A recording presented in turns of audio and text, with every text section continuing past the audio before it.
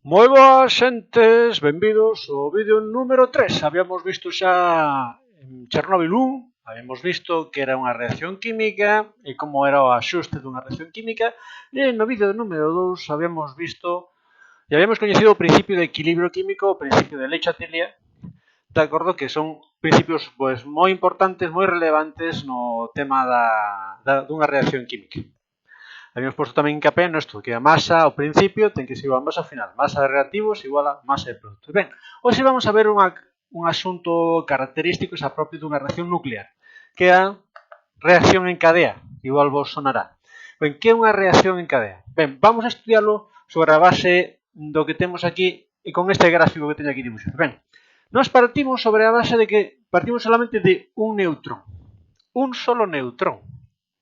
Un solo neutrón que va a golpear a un átomo de uranio e va a ter como produtos dunha síntesis, unha descomposición, unha desintegración, unha fisión, se rompen dous átomos máis pequenos. Más ou menos intentei dibuixar un átomo máis grande que o do uranio en dous átomos máis pequenos. O criptón, que é un gas, e o bario, vale? Entonces, a suma destos, máis estes tres neutros, daría a masa de todo o uranio. Ben, que é o que está sucedendo? Ben, salen tres neutros. Tamén como resultado que habíamos visto da reacción de aquí. Ben, que vai pasar con eses neutros? Claro, van a golpear outros átomos de uranio. Así mesmo, cada un deles va a producir outros tres neutros. E cada un deles outros tres neutros.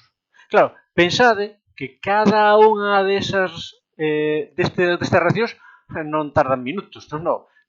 Son bastante non inmediatas, de acordo, porque iso non existe, pero desde logo son reaccións moi rápidas, descomposición de grande enerxía, o sea, violentas, o sea, gran descomposición de enerxía, moi rápidas, de acordo?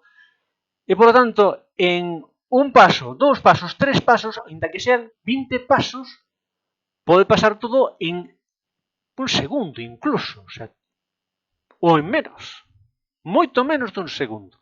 Ben, matemáticamente, que vamos a ver aquí?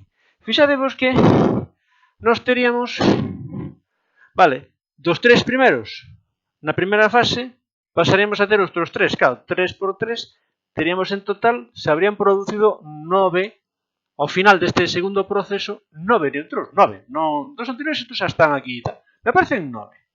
Ahora multiplico por 3 e van a aparecer 27. Se isto fago 10 veces, o resultado vai ser 3 elevado a 10. E fixadevos a cantidad de neutróns que me sale. 59.049.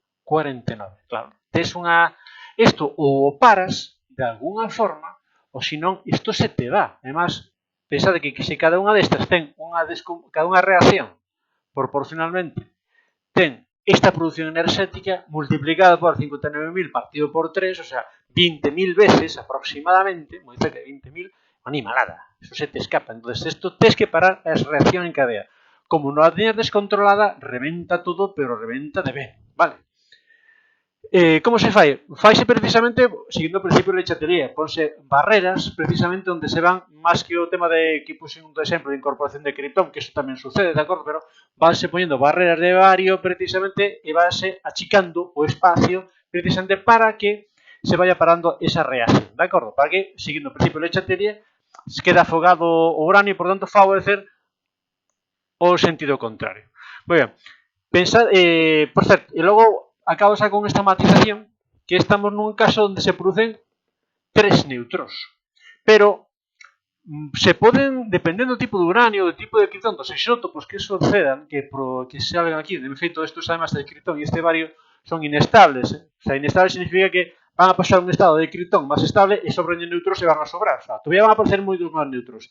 Se en lugar de 3 houbera 7, solo 7, de acordo? Que poden ser varios ou máis, de acordo? En 10 pasos, 7 elevado a 10 me dá 281 millóns de neutros, co cual fixadevos a cantidad de reacción que se me va.